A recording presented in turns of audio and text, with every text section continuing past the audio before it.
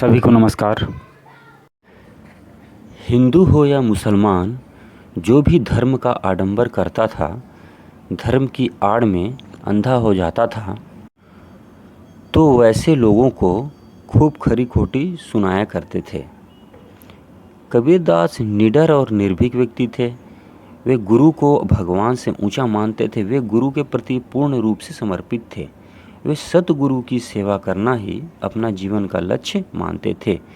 गुरु की सेवा से गुरु के ज्ञान मिलते हैं, ऐसा मानते थे।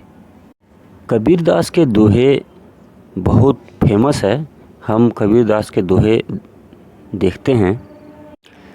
सतगुरु की महिमा अनंत, अनंत किया उपकार, लोचन अनंत उघाड़िया, अनंत दिखावन हार, जाकर गुरु भी अंधला, चेला खरा निरंध, अंधा अंधा डेलिया, दुनियु कूप पड़ंत।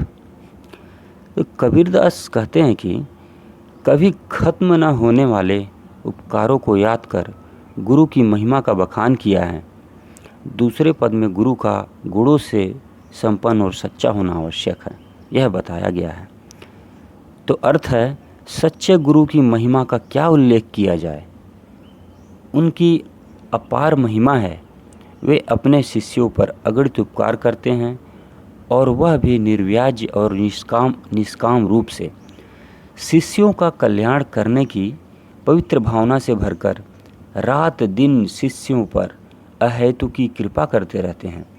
गुरु की सबसे महान कृपा तो इस बात में होती है कि अनंत दिशाओं में नेत्र खोल देते हैं, जिससे शिष्य को अनंत ज्ञान प्रकाश दिखाई देने लगता है। तत्वज्ञ शिष्य को फिर रोम रोम से परम तत्व का साक्षात्कार होने लगता है। गुरु द्वारा प्रदत्त ज्ञान ही वास्तव में आँख खोल देने वाला होता है।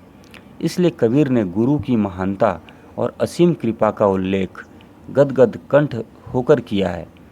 दूसरे दोहे में कबीर जी कहते हैं कि यदि दुर्भाग्यवश अज्ञानी भ्रमित अंधे गुरु की प्राप्ति किसी को हो जाए और वह शिष्य भी पूरा अज्ञानी मूर्ख हो, तो ऐसे में दोनों ही लक्ष्य भ्रमित होंगे।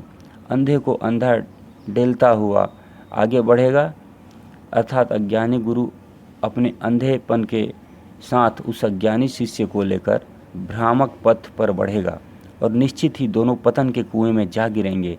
विषय वासना में कुएं में डूबकर दोनों ही नष्ट हो जाएंगे। तो इसमें विशेष है, उपनिषदों में ज्ञान के कारण ज्ञेय तथा ज्ञान की अवधि की अनंतता का उल्लेख किया है। वहीं तत्व ज्ञान कबीर के इन सरल सुबोध शब्दों में विद्यमान है। अगला दोहा है, मन से जागत रहिए भाई, गाफिल होई बसत मति खोवै, चोर मुसै घर जाई, सठ चक्र की कनक कोठड़ी, मस्त भाव है सोई, ताला कुंची कुलप के लागे, उघड़त बार न होई, पंच पहरवा सोई गए हैं, बसतें जागड़ लागी, जुरा भरड़ व्यापे कछु नाही, गगन मंडल लय लागी, करत विचार मन ही मन उपजी, ना कहीं गया ना आया, कहे कबीर संसा सब छूटा, राम रतन धन पाया। कबीरदास कहते हैं कि अपने मन को सावधान करते हुए कहते हैं कि हे भाई मन, तू जागते रहना, चौकन्ना रहना, तू असावधान होकर सो मत जाना। जरा सी असावधानी होते ही चोर घर में घुसकर तेरी समस्त पूंजी को चुरा कर ले जाएंगे।